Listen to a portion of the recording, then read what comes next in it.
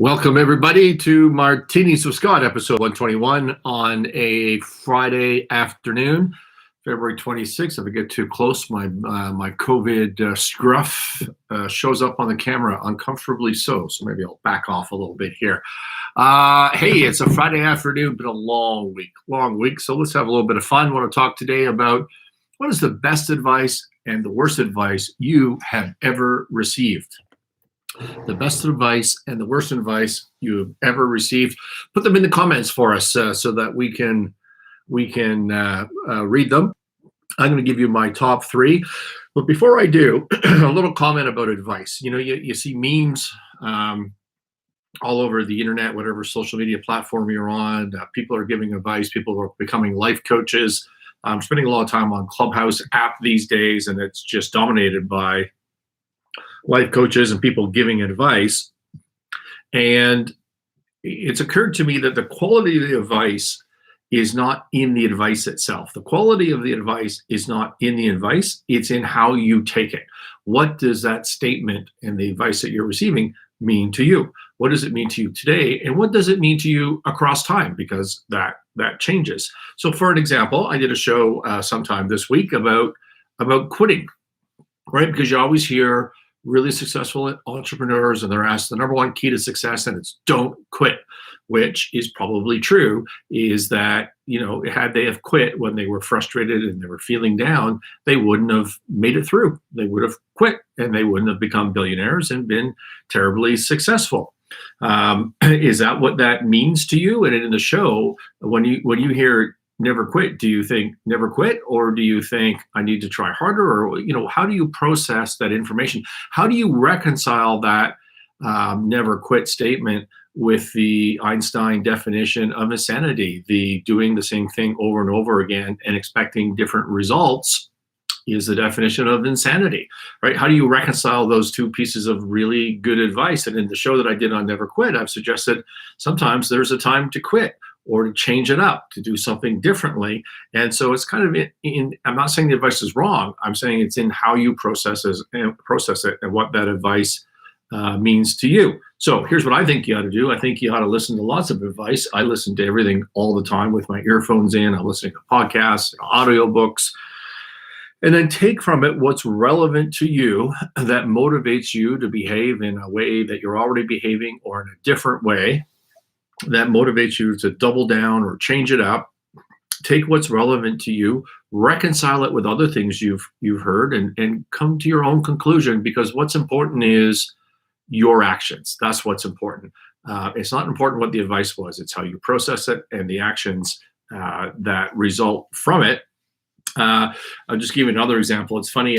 I was asked on Clubhouse, I don't remember when, a few days ago anyways, Scott, what's your favorite book? And I was asked that actually twice. And the first time, which was maybe 2 weeks ago, I stumbled. Like, I don't know what my favorite book is, which is embarrassing because I listen to hundreds of books on audio. And before that, I used to read all the time. Now I'm into audiobooks and podcasts, which I don't distinguish really between the two. And I stumbled for an answer. I think I came up with The Power of Habit, which I think is a terrific business book. But I was more prepared the second time I was asked the question this week. And I said, you know, I don't really have an answer.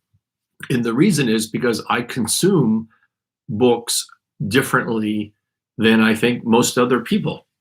What do I mean by that? I have on my phone right now probably over 100 audiobooks, 100 audiobooks on business, biography that's related to business, how to be a leader, you know, all these sorts of things. And I skip around to find things that are relevant to me. I don't just start at the beginning of a book and finish at the end and then go to the next one. I never do that. The reason I have these all on my phone is because they're unfinished. They're unfinished, but I take bits and pieces. I take the message. I'm the kind of guy, I said, that when I buy a diet book, like a keto on my bookshelf over here, if I want to learn by that, I don't go for the journey. I don't read the whole stuff at the beginning of it. I just go to the answer at the end because that's what's relevant to me.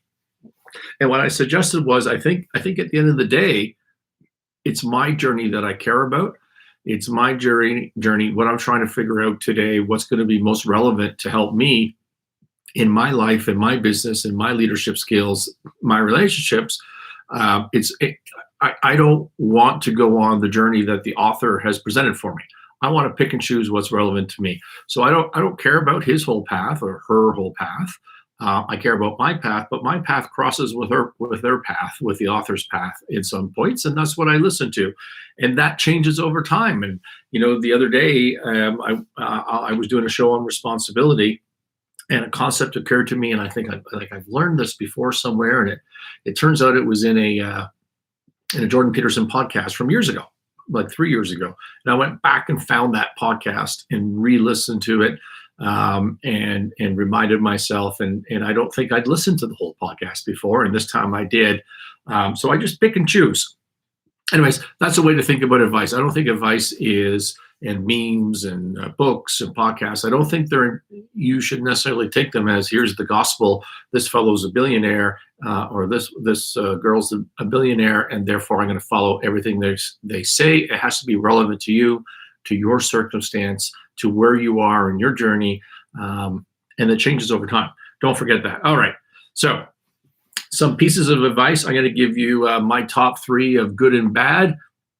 2 of them are from my father, which I think is natural. And I don't know whether either of the 2 from my father were intended to be advice. Probably not. They're probably just things that happen in passing. But, in your life, you latch on to things, particularly when you're younger. And the third one was from a drunk guy in a bar. Okay. Okay, the first one, and this was from my father. Again, I don't know if this was advice or just something he said, but it's something that always stuck with me. And what it was is, balance is bullshit. Balance is bullshit. And I've always loved that. I love that to this day.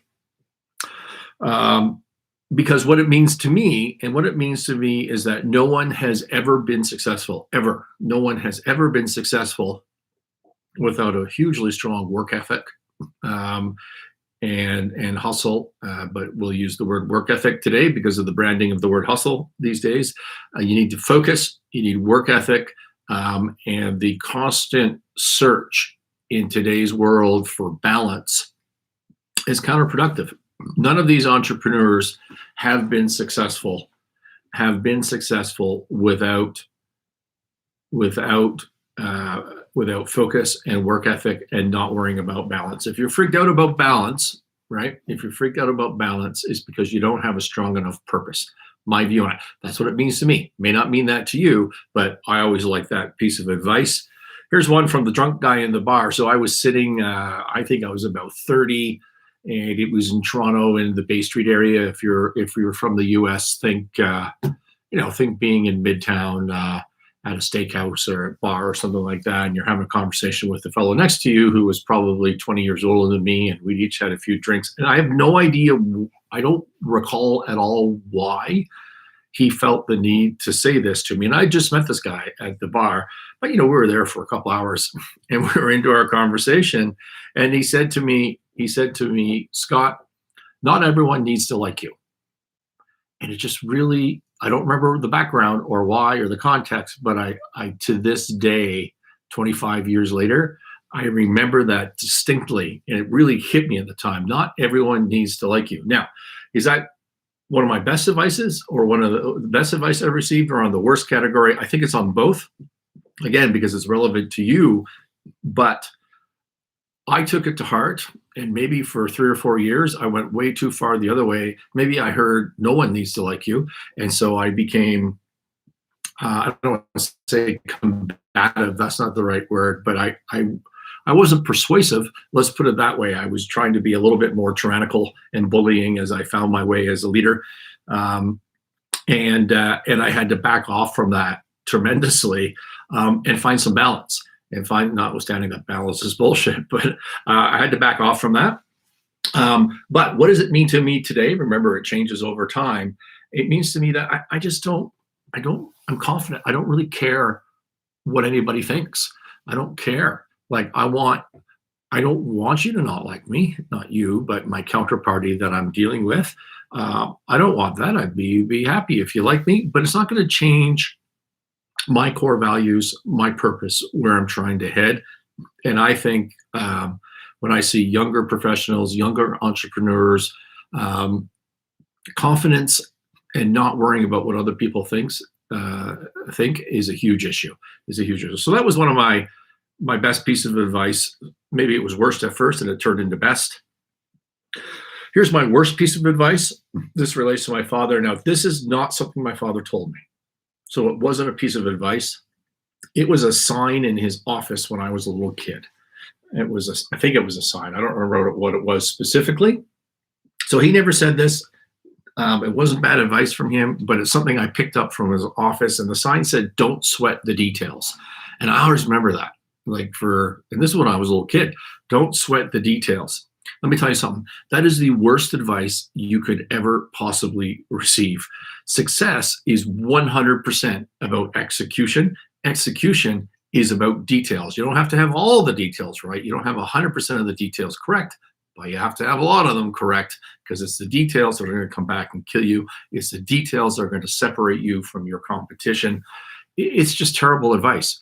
Do sweat the details. Okay. However, now that once I say that, and again, it's what's relevant to you, I listen to Gary Vee podcasts a lot. And one of the things that he says, which I believe is also true, is that 95% of what you're doing every day doesn't matter.